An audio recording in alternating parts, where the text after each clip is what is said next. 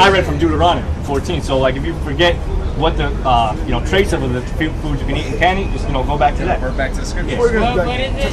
Google kosher foods. Yeah, Deuteronomy 14. Google this. Kosher. Yo, what the fuck? Why you gotta do that, man? Yo, somewhere.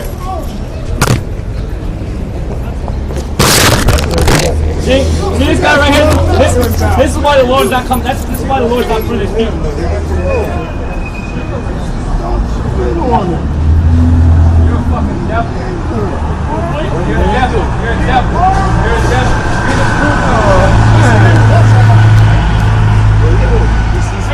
He spit on the How is that racist? How is that racist? Spit on it. Which one is spit on? Don't say it to my face. Nah, that's what he wants. That's what he wants. Say it to my face.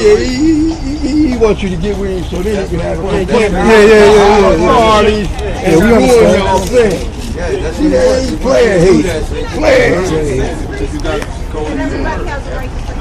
Yeah, but they don't have the right to spit on our son. You don't have the right to spit on your son.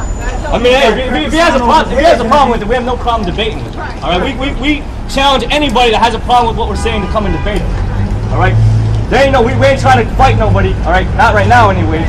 Well, we want to defend ourselves. That's what I'm saying. That's what he wants. That's what he wants. Don't let him do this. Don't let him get you. He's doing the right thing. He's doing the right thing. Matthew 5:17. We're going to buy a couple more scriptures and we wrap it up. Matthew chapter 5 verse 17. Think not that I am come to destroy the law or the prophets. I am not come to destroy but to fulfill. Yeah, that's right. Basically, a lot of people come back with the law don't matter. So they say that you can eat things like pig, eat things like shrimp. But when the Lord came back, He didn't destroy that law. It's still very important to keep the law. That's the main thing you need to do is keep the law. Those are the Lord's words. Read it again. Yeah. So I mean, when you come in this, and you have a lot of people telling you, oh well, they say this.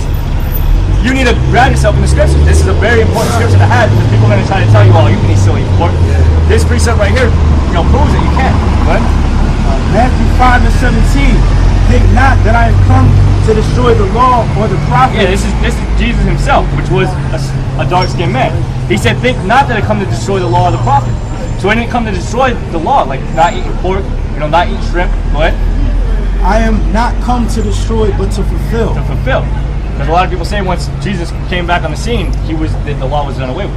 That's untrue. And we got the book of Revelation to prove that the people that are going to be saved is keep the commandments. 14 and 12. 12 verses. Revelation 14 and 12. Here is the patience of the saints. Here are they that keep the commandments of God and the faith of Jesus. Right. So we put the rehearsal right sets 5 and 11. Alright. And then give me I got a quick precept real quick. This is Judges chapter 5 verse 11. They that are delivered. Yeah, no, I got a precept. It says this is Judges 5 and 11. They that are delivered from the noise of archers in the place of drawing waters. The noise of archers referring to the fire that destroyed America. That's the noise of the archers. What? There shall they rehearse the righteous acts. The place of drawing water means the place where we were in slavery. Alright? If you were so-called black people, you were in slavery over here in the States. If you were Latino, you were in slavery on the islands. Christian Columbus, even the righteous acts towards the inhabitants of his villages in Israel. Rehearsing the righteous acts. The righteous acts are the works of the law. So we're supposed to be rehearsing, practicing. Rehearsing means to keep the commandments. Alright? Which one of the main ones we were going into was the dietary law. I got a quick preset. Basically for this guy right here, I mean this is something that we're looking forward to. But this is Psalms 111 and 6. It says, He has showed His people the power of His works, that He may give them the heritage of the heathen. So that dude, that he's going to be a slave. I mean, that's what it's coming down to. These people are underneath us. We're above the so-called white man. We're above the Chinese, the Japanese. The Lord gave us the world, all right?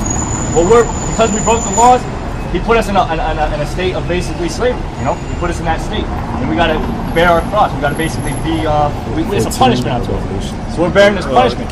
But it's now our time to wake up out of this punishment, and follow the law, statutes, and commandments, and come back to who we really are. And then the Lord's going to reward us. Israel, 12 tribes of Israel. Jacob, Abraham, all of that. Jacob's sons, that's where we get our nation from Jacob's sons. Oh yeah. Because you all the way down to Issachar. I wanted Revelations. Do you have anything? Yeah. You got a precept. Isaiah 14:1. For the Lord will have mercy on Jacob, and will yet choose Israel, and set them in their own land. And the strangers shall be joined with them, and they shall cleave to the house of Jacob. And the people shall take them and bring them to their place. And the house of Israel shall possess them in the land of the Lord. That's just an example of the other nations going into slavery under the Israelites. Just like they did, no, just like they did to us. Like they did to the Negroes, they bought them in slave trade or slave ships, brought them to the Americas. What they did to the Native American Indians, came over to this land, wiped them out, and destroyed them. You know what they did to the Latinos in their land. We're going to do the same thing to them. That's spoken in the Bible. We're going to bring them to our land in slave ship. You know, it's payback. It needs to happen. You know? And all the nations, not just the so-called white man, but all the nations are responsible for our slavery. You know? All the nations. The Hamites, That's the judgment of the Lord. That's what the scripture says. what you would call African today. Okay, they're not part of the Lord's people. All dark nations aren't the same. You know? Yeah, exactly. Like have nothing to do with the Arab. The Arab might be about my complexion. You know, the Arabs were responsible for our slavery too. So they're gonna have to pay. The Chinese, all these nations. That's right. That's right. We're still in captivity. Social Security number, birth certificate, license, travel, all that. Yeah, we've been here for all these years, and it's hard for us to set up shop or even establish a business. These motherfucking Chinese come over here and just start opening the shop like it's nothing, selling us like garbage. Just to give you one example. They give them no tax free and everything. Yeah, and no one's hated on the earth like the Latinos and the so-called Negroes and Native American Indians. Like I don't know if you're familiar, but the basketball game, the Miami and the Spurs, they had that Mexican sing the national anthem, and people were getting on it. You know, for singing the national anthem, they were saying, "Oh, Mexican, saying an immigrant talking down to the Mexican that was singing the national anthem." We're so lowly in this place, when in reality we're actually supposed to be above it. Yeah. That's supposed to be like a white Mud. thing. Prince is walking around. Yeah, so they said, why is he singing the national anthem since he's Mexican? 10 and 5. You know, which is this land was. Yeah, they said that set up. 10 and 5 Ecclesiastes. Yeah, Arizona was part of Mexican territory. Exactly, I was gonna say. The whole land didn't belong to the so-called white man. One of the comments on there was 9 out of 10 he's an illegal immigrant. Well, first of all, Esau is a damn immigrant. Okay? Yeah, Esau is the so-called white man.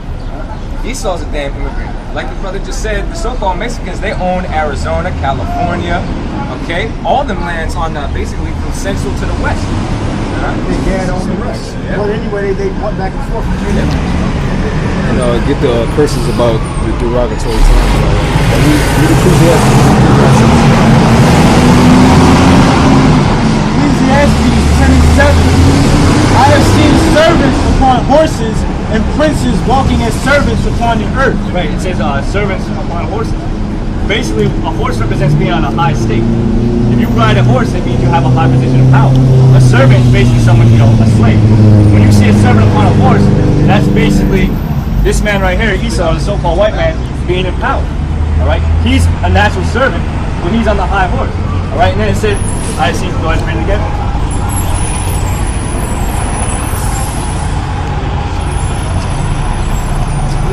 Ecclesiastes 10:7. I have seen servants upon horses and princes walking as servants upon the earth. Yeah, and what are the princes walking on the earth? The so-called Negroes,